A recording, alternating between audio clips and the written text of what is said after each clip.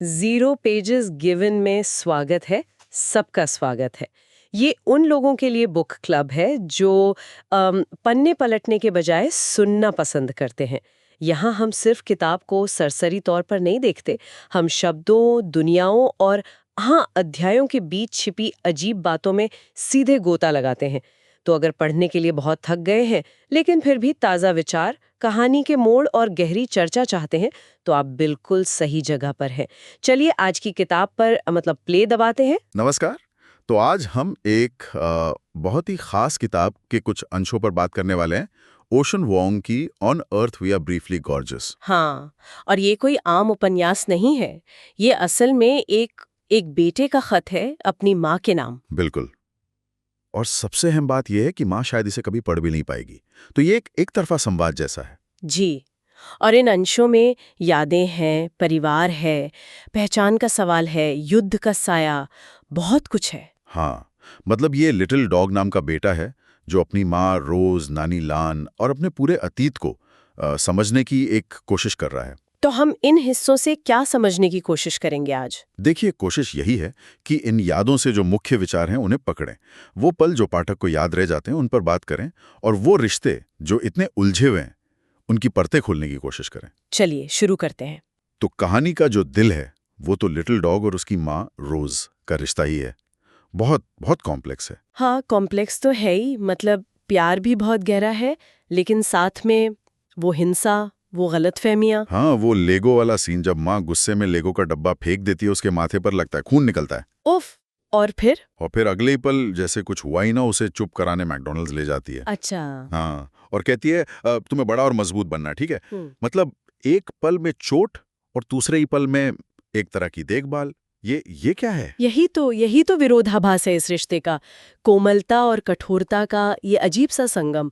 माँ खुद भी तो कहती है ना, मैं मॉन्स्टर नहीं, माँ हूँ। हाँ, लेकिन फिर लिटिल डॉग सोचता है कि शायद मॉन्स्टर होना इतना बुरा भी ना हो।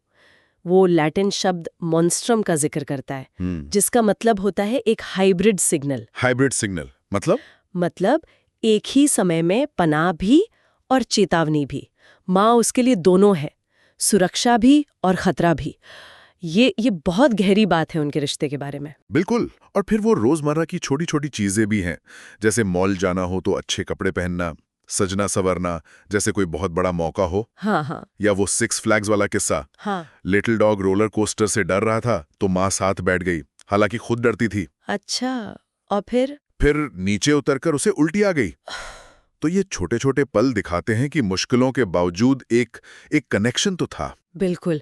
और एक और बहुत बड़ी मुश्किल थी उनके बीच, भाषा की। हाँ, वो सी टाउन सुपरमार्केट वाला सीन जहां माँ को ऑक्सटेल मतलब बैल की पूंछ खरीदनी है। उफ, वो तो उसे अंग्रेजी नाम पता नहीं, तो वो इशारे करती हैं, अजीब आवाजें निकालती हैं।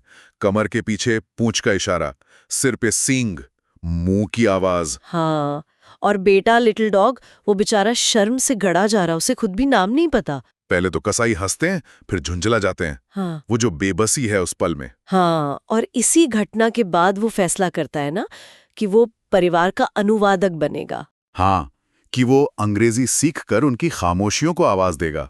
ये सिर्फ भाषा सीखना नहीं था, ये एक जिम्मेदारी थी। अपनी जड़ों और इस नई दुनिया के बीच एक पुल बनने की कोशिश।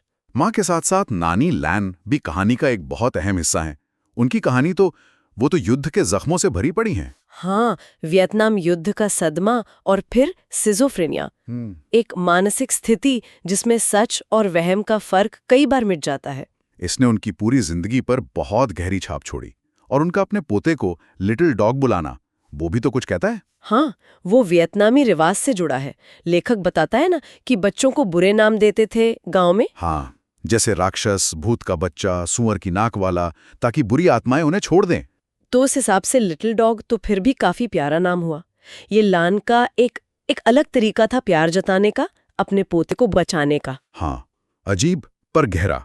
लान का पूरा किरदार ही जैसे युद्ध के बाद की जिंदगी का प्रतीक है, जैसे वो पटाखों या गोलियों की आवाज पे रिएक्ट करती हैं। हाँ, एक बार इंडिपेंडेंस डे पे पटाखे चले तो वो बिस्तर पर नाखून खरोच रही थी। और एक बार गोलियों की आवाज आई, सब डर के मारे जमीन पे लेट गए, पर लान एकदम शांत बैठी रही।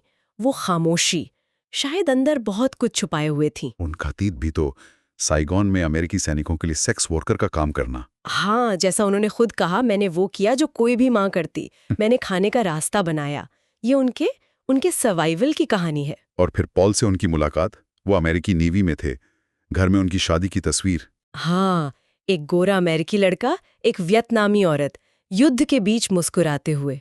लान की मौत का सीन भी बहुत बहुत भावुक है। आखिरी सांसें ले रही हैं और कहती हैं कि उन्हें अपने गांव गोकोंग का चावल खाना है। हाँ, और बेटी चावल लाकर कहती है, माँ, ये गोकोंग का चावल है। लॉन एक चम्मच खाकर कहती हैं, कितना मीठा है हमारा चावल। जैसे मरते वक्त भी वो अपनी जड़ों की तरफ लौट रही हों। और ये पॉल वाला रिश्ता, इसने पहचान के सवाल को और उलझा दिया। लिटिल डॉग को लगता था पॉल ही असली नाना है। हाँ, अमेरिका से उसका सीधा कनेक्शन, पर माँ बाद में बताती है कि लॉन पॉल से मिलने से पहले ही प्रेग्नेंट थी। यानी लिटिल डॉग का बायोलॉजिकल नाना कोई और अमेरिकी सैनिक था, जिसका नाम भी नहीं पता। पॉल ने नाना का रोल निभाया, खून का रिश्ता नहीं पर प्यार का था। ये जानने के बाद लिटिल डॉग की अपनी पहचान की समझ वो हिल जाती है। और ये पहचान का सवाल, वियतनामी अमेरिकन होना, ये तो पूरी कहानी में चलता रहता है। अमेरिका आकर रंग के मायने बदल जाते हैं।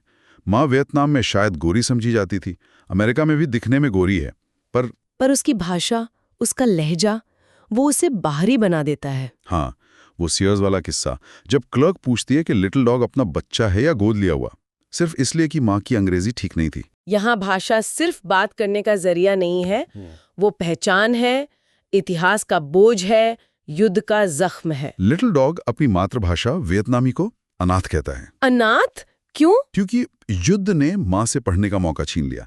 वो स्कूल जो बमबारी में तबाह हो गया, 5 साल की उम्र में वो फिर कभी स्कूल नहीं जा पाई, तो उसकी भाषा वहीं रुक गई, अधूरी। हाँ, भाषा का अनाथ होना शायद माँ की जिंदगी के अधूरेपन का भी प्रतीक है। कहानी का एक और बहुत बहुत अहम और शायद दिल दुखाने वाला हिस्सा है लिटिल डॉग और ट्रेवर का रिश्ता। हाँ, ट्रेवर, वो स्थानीय अमेरिकी लड़का, उनकी दोस्ती तंबाकू के खेतों में शुरू होती है। हाँ, 4 लिटिल डॉग गर्मियों में काम करने जाता है। ये दोस्ती फिर प्यार और चाहत में बदलती है। लेकिन इसमें कोमलता के साथ साथ वो नशा है, ट्रेवर के घर की हिंसा है, उसका बाप। हाँ, शराबी और हिंसक। ट्रेवर का किरदार जैसे उस ग्रामीण अमेरिका की सच्चाई दिखाता है, मौके कम, नशा ज़्यादा। और मर्दों पर वो पुराने ढर्रे पर चलने का दबाव।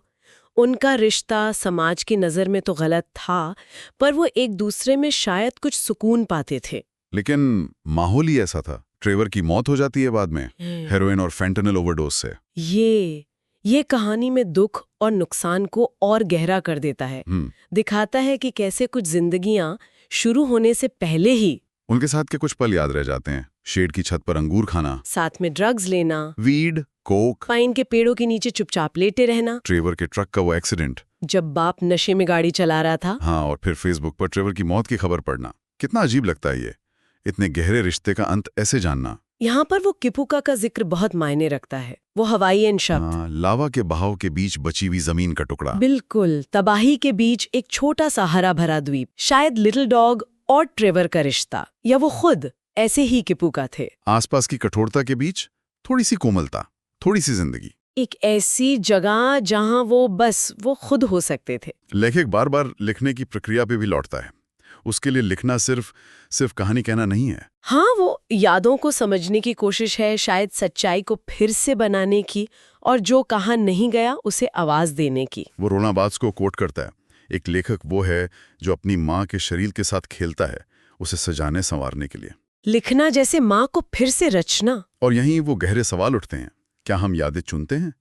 क्या लिखते हुए हम सच को बदल देते हैं? क्या हम उन लोगों को बदल देते हैं जिनके बारे में लिख रहे हैं?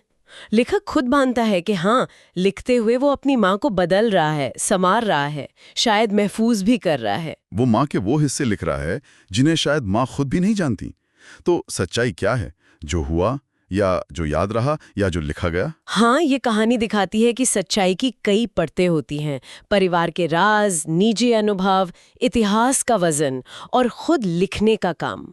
और सबसे अजीब बात, वो ये सब लिख रहा है माँ के लिए, ये जानते हुए कि वो पढ़ नहीं सकते।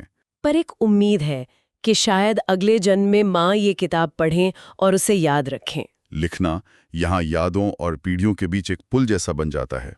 एक ऐसा पुल जो शायद कभी पार न हो पाए, पर उसका होना ही बहुत कुछ है। तो इन बिखरे हुए पन्नों से हम क्या लेके चलें? ये सिर्फ एक परिवार की कहानी तो नहीं है ना? बिल्कुल नहीं। ये यादों, सदमों, प्यार, भाषा, पहचान, इन सब के जाल में अपनी जगह खोजने की एक बहुत ही नाजुक, दर्द भरी कोशिश है। ये दिखाती है कि हम अपने अतीत से कैसे जुड़ते हैं, कैसे भागते हैं, और भाषा कैसे हमें बना भी सकती है और मिटा भी सकती है। एक ख्याल जो मेरे जहन में रह जाता है वो है माँ और मॉन्स्टर होने का वो विरोधाभास।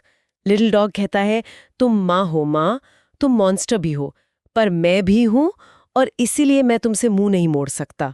हाँ, ये कितनी बड़ी बात है। वो लैटिन शब्द मॉन्स्ट्रुम का जिक्र, दैवीय संदेशवाहक या हाइब्रिड सिग्नल, इसे और वजन देता है। ये दिखाता है कि प्यार और पीड़ा, सुरक्षा और खतरा, ये सब कैसे एक ही इंसान में, शायद हम सब में, एक साथ रह सकते हैं। कोई भी सिर्फ अच्छा या सिर्फ बुरा नहीं होता। सही कहा। और आखिर में एक सवाल छोड़ जाते हैं सोचने के लिए। लेखक खुद पूछता है, जवाब नहीं देता, क्या होता अगर कला को मात्रा से नहीं बल्कि उसकी गूंज, रिकोशेस से मापा जाता?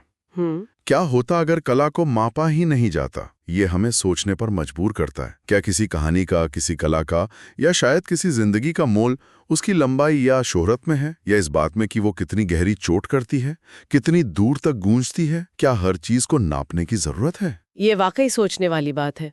तो आज की चर्चा यहीं समाप्त होती है। अगर इस विश्लेषण ने किसी को वास्तव में किताब उठाने से बचा लिया तो आपका स्वागत है। अगर इससे किसी को इसे खुद सुनने की इच्छा हुई तो और भी अच्छा। किसी भी तरह सब्सक्राइब करना न भूलें। अपनी पसंदीदा पंक्ति टिप्पणियों में लिखें और उस क्लब में शामिल हों जहां हम शून्य पन्ने देते हैं। अगली गहरी चर्चा में मिलते हैं।